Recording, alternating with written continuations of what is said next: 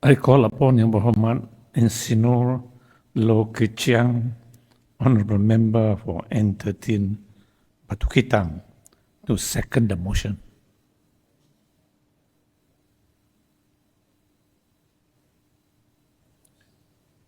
Terima kasih Honorable Tan Sri Dato' Ahmad Speaker kerana memberi peluang kepada saya untuk membuat ucapan penyokong perbahasan usul penghargaan atas ucapan Tuan Yang Terutama Yang di-Pertua Negeri Sarawak. Terlebih dahulu, saya ingin merangkamkan penghargaan dan ucapan terima kasih kepada Tuan Yang Terutama atas keperhatian, nasihat dan saranan yang disampaikan dalam ucapan pembukaan persidangan 2 hari yang lepas. Tuan Speaker, Sarawak sebagai sebuah negeri yang mempunyai pelbagai bangsa dan agama, kita sebagai anak Sarawak seharusnya mengamalkan sikap muafakat dan bekerjasama di antara satu sama lain bagi menyumbang kepada pembangunan di negeri Sarawak yang kita cintai ini. Secara realitinya, kita telah berjaya membuktikan kepada dunia bahawa perpaduan dalam pelbagaian atau unity in diversity adalah kunci kejayaan serta meletakkan negeri ibu pertiwi kita ini setanding dengan negeri-negeri yang lain. Seperti di dalam ucapan Tuan Yang Terutama Yang di-Pertua Negeri Sarawak sempena pembukaan persidangan kedua Penggel pertama Dewan Undangan Negeri Sarawak yang ke-19, perkara 13, muka surat 5. Tuan Yang Terutama telah menyeru rakyat, terutamanya generasi muda, terus mengekalkan suasana harmoni dan toleransi. Keamanan dan perpaduan adalah hadiah warisan yang paling bermakna daripada kita kepada generasi yang akan datang. Justru itu, marilah kita sama-sama mempertahankan kesatuan dan semangat perpaduan yang telah kita bina selama ini dengan menolak segala bentuk kehasutan yang boleh menyebabkan permusuhan dan kebencian berlaku di antara agama dan bangsa yang ada di negeri Sarawak yang kita sayang ini. Tuan Speaker, sesungguhnya rakyat dan negeri Sarawak amat bertuah kerana mempunyai seorang Tuan Yang Terutama yang di-Pertua Negeri yang sangat berjiwa rakyat dan bijaksana dalam memastikan pembangunan sosio-ekonomi Sarawak dikembangkan setara dengan pembangunan di Semenanjung Malaysia. Dalam ucapan perasmian Tuan Yang Terutama, perkara 19 muka surat 6, Tuan Yang Terutama yakin pemimpin Sarawak sentiasa berusaha mengekalkan hubungan yang baik dengan kerajaan persekutuan. Semangat jati diri dan perjuangan anak Sarawak yang ada pada Tuan Yang Terutama perlulah dicontohi. Ini dinyatakan dalam ucapan Tuan Yang Utama di perkara 20 muka surat 6. I quote, "Saya turut bersyukur pindaan rang undang-undang perlembagaan berkaitan isu Perjanjian Malaysia 1963 telah diluluskan oleh Dewan Rakyat pada Disember 2021.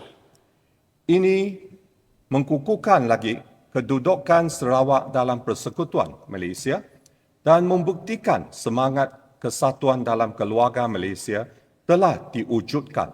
Unquote. Tuan Speaker, it is time for Malaya to restore Sarawak and Sabah's boundaries to the pre-Malaysia territorial boundaries and in conformity with the United Nations Convention on Law of the Sea. It is very unfair of Malaya to reduce Sarawak and Sabah's sea territory from 12 nautical miles to 3 nautical miles under the excuse of emergency order, which has absolutely nothing to do with the sea territory. Moreover, Sarawak and Sabah were peaceful as usual when emergency was imposed in Malaya in 1963. Sarawak and Sabah have special protections as enshrined in the Malaysian Agreement 1963, the Intergovernmental Continental Report, and the Federal Constitution. Article 1(3) of the Federal Constitution states that the territories of each state are the territories comprised immediately before Malaysia Day, and there shall be no alteration to the boundary unless expressed by a law made by the respective state legislature. PDA 74, Continental Act Shelf 1966, Territory Sea Act 2021 are not relevant to Sarawak, as it has not been passed through Sarawak's dune. Sarawak has lost a lot over the years due to Malaya's actions, and which has bleed us dry and is to this day continuing to bleed us dry. We need to address this injustice and exploitation forced upon us, Sarawak and Sabah, for decades.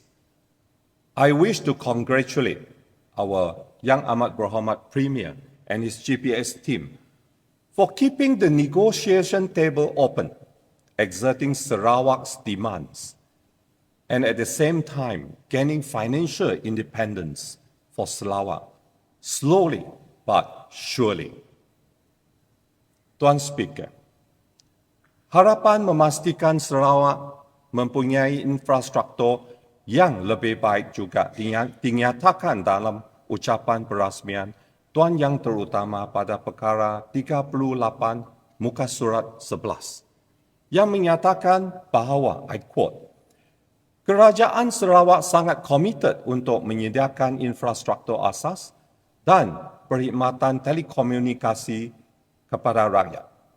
Pembangunan infrastruktur asas seperti rangkaian jalan raya, penyediaan bekalan air dan elektrik, menaik taraf jambatan akan mempercepatkan pembangunan sosioekonomi dan meningkatkan kualiti hidup rakyat, unquote. Ini membuktikan bahawa kesejahteraan rakyat adalah menjadi keutamaan pemimpin negeri Sarawak. I wish to thank our Yang Amat Berhormat Premier for implementing N13 Batu Kitang Kampung Extension Scheme in Kampung Bunga Rampai. It is indeed a successful scheme to help meet our ever-growing population. I wish to thank the Housing Commission for successfully implementing this housing scheme. At 1% interest rate and miraculous prices, it is a dream come true for many in Kampung Bunga Rampai who could never imagine owning a house. I have also applied for similar expansion schemes for Kampung Sandong, Kampung Batu Kitang, Kampung Bukit Panco, Kampung Lidatana, Kampung Sebuak, and Kampung Betong. Application has been made to the Lands and Survey, and I'm hopeful for the approval of these projects. Tuan Speaker, mengenai isu kemiskinan pula, saya ucapkan terima kasih dengan apa yang dinyatakan oleh Tuan Yang Terutama mengenai kemiskinan di perkara 57 muka surat 16. I quote, Kemiskinan adalah kitaran hidup yang hanya boleh dipecahkan melalui pendidikan, unquote. Likewise, on education, I wish to point out that under N13 Batu Kitang, which has a rapidly growing population, there is an urgent need for a second government secondary school to meet the growing number of students. At the moment, we have only one SMK Arang and one SMK Wira Penrisen. Many children from my area are forced to go to faraway secondary school. Not only do we need the schools, we need a bomba to be set up in N13 Batu Kitang as well. There is a bomba station in Kuching and another one in Sirian. One bomba station in my N13 Batu Kitang constituency would be appropriate. In between Kuching and Padawan, a major police station in my N13 Batu Kitang constituency would also be appropriate. Tuan Speaker, on that note, another issue that needs to be thrashed out is the reluctance of the Federal Education Ministry to allow me to use my Rural Transformation Program, RTP, to renovate facilities in our schools. SJK Chunghua Chongnam at Batu 8.5, Jalan Batu Kitang, wanted to wall up a basketball court for classrooms, as there are not enough classrooms for the growing population. I have allocated 200,000 for this purpose, but was told that the school needs to get a green light from the Federal Education Department in order to carry out this project. However, till today, we are still waiting for approval. This is most unfortunate. The federal government siphoned 80 billion of our oil and gas, and the return is so minimal. The allocation from the Education Department is barely enough to look after our schools. Now that we decided to use our own RTP allocation to make life easier for the school, we were told that we need to seek their permission and approval first. I strongly urge the federal government to give Sarawak's autonomy on education back to Sarawak, along with the funds allocated for Sarawak, so that we can run our schools and syllabus better. We are here. We understand the issues and problems. Things can be tackled immediately if we have the autonomy and not to wait for federal approval, which could take months. During the previous federal government, there were no such issues. It only happened when Pakatan Harapan took over. In the 22 months of Pakatan Harapan's governance, not only billions of projects, big and small, billions in ringgit, big and small were terminated. Promises on the return of autonomy on education and health were never realized. Promises on the return of 50% taxes and 20% oil royalties were never fulfilled. It was a dark moment for Sarawak, a dark period for Sarawak.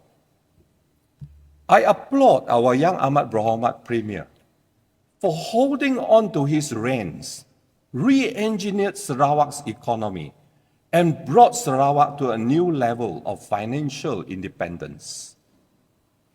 The entire population of Sarawak realized how important it is for all in Sarawak to stick together under GPS. As the saying goes, unity is strength, and GPS winning 76 out of 82 seats in PRN 12 is proof of GPS' solid foundation, unity, and strength. Tuan Speaker, I recently assisted 2 young doctors to set up a dialysis center in N13 Batu Kitang at Lorong 1 off Jalan Batu Kawak. I wish to thank member for N12 Kota Sentosa for assisting as well.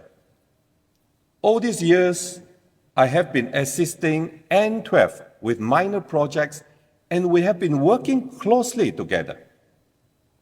I am glad that our efforts have paid off, and we have managed to wrestle back N12 Kota Sentosa from the DAP.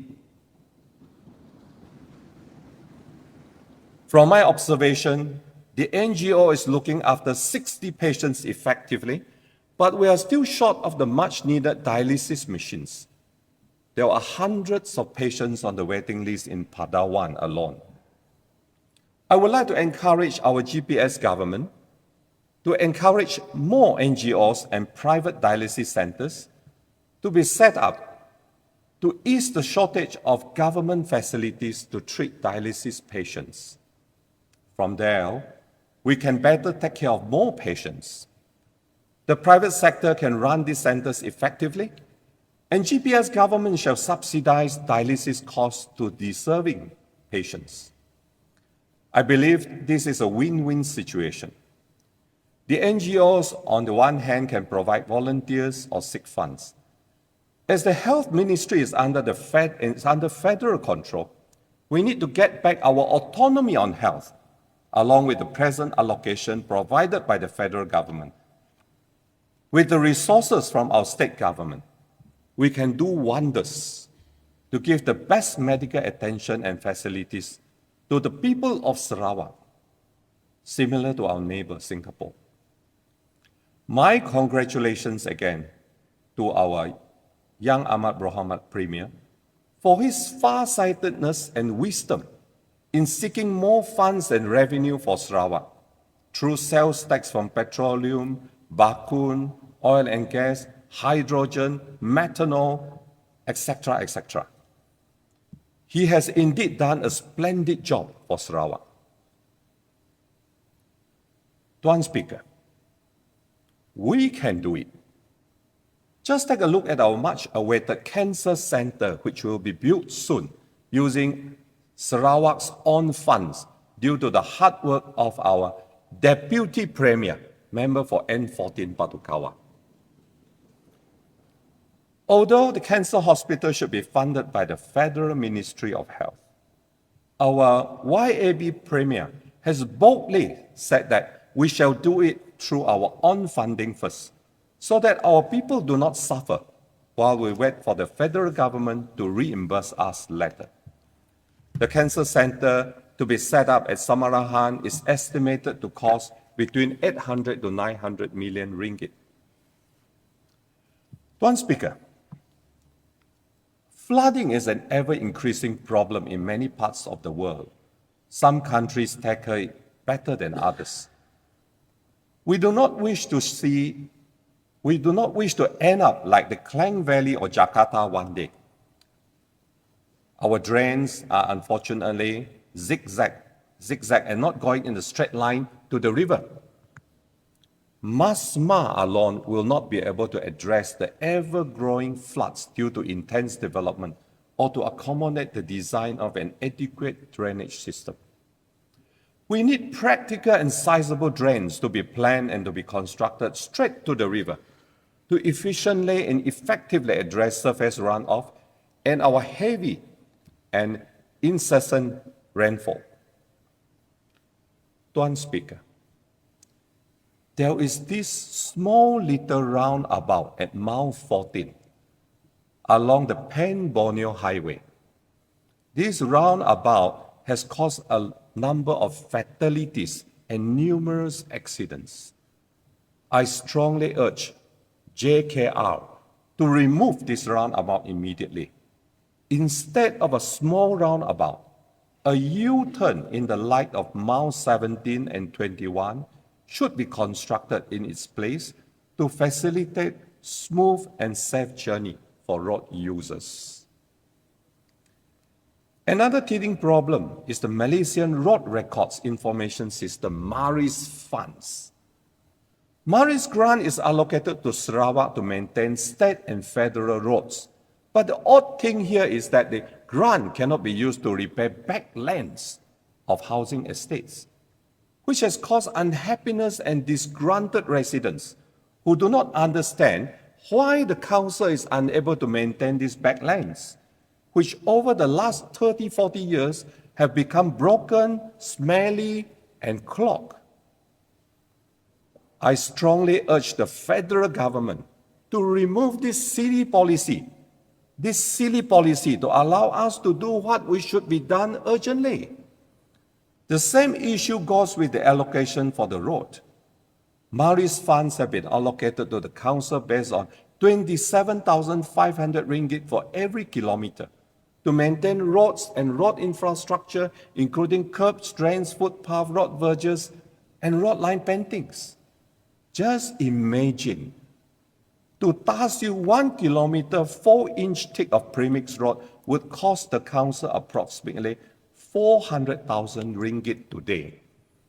27,500 is barely enough to patch up potholes. That is why many of our housing estate roads are in dire needs of resurfacing. Our drains, curbs, footpaths are in dire need of reconstruction. 27,500 a kilometer, approved 40, 50 years ago, is way too little. Material costs have gone up 200 times since then. I strongly urge the federal government to review this Maris policy and increase the amount of allocation to be in tandem with times. That is why we want our $80 billion siphoned by Malaya annually to be returned to Sarawak so that we can build and enjoy similar quality roads and infrastructures in Sarawak as they are in Malaya. Tuan Yang Terutama said that. Tuan Speaker, mengenai isu keselamatan awam dan sempadan, Tuan Yang Terutama juga agak menyatakan di dalam ucapan perasmian pada perkara 51, muka surat 14, I quote, keselamatan awam dan sempadan kita adalah penting kepada kedaulatan negara. Oleh itu, saya menggesa Kerajaan Persekutuan untuk bekerjasama rapat dengan Kerajaan Sarawak bagi memperkukuhkan keselamatan sempadan kita. Unquote. I congratulate Yang Amat Berhormat Premier of Sarawak for taking positive steps to set up Sarawak security, to set up our state security and enforcement department, to build up our own security personnel, Coast Guards, to complement the existing security personnel in Sarawak. Tuan Speaker, drug problems are escalating and getting worrisome. If we are not careful in tackling this issue, we will lose our younger generation to drugs in a big way. Drug addicts will commit crimes to feed their endless addiction, and in the long run, this will cause a lot of social problems in our community. I know that the police in Sarawak are trying their best to tackle the issue with the little manpower and vehicular resources that they have. It is an open secret that drug pushers are depositing drugs around trees, flower pots, in housing areas and parks for these drug users and pushers to collect. I urge our GPS government to increase our state security and enforcement personnel to complement the present officers from the federal government in combating this drug menace before it goes out of control. Honorable Tan Sri Dato' Amar Speaker, pada kesempatan ini saya ingin mengucapkan Selamat Hari Raya Aidilfitri, maaf zahir dan batin kepada semua masyarakat Islam di Sarawak. Pagi raya memasak kari. Kari dimakan dengan roti. Saya menyusun 10 jari, memohon maaf seikhlas hati. Tidak lupa juga kepada masyarakat Dayak yang akan merayakan Hari Gawai. Saya mengucapkan selamat Hari Gawai, Gayu Guru, Gerai Nyamai. Thank you, Honorable Tan Sri Dato' Amar Speaker.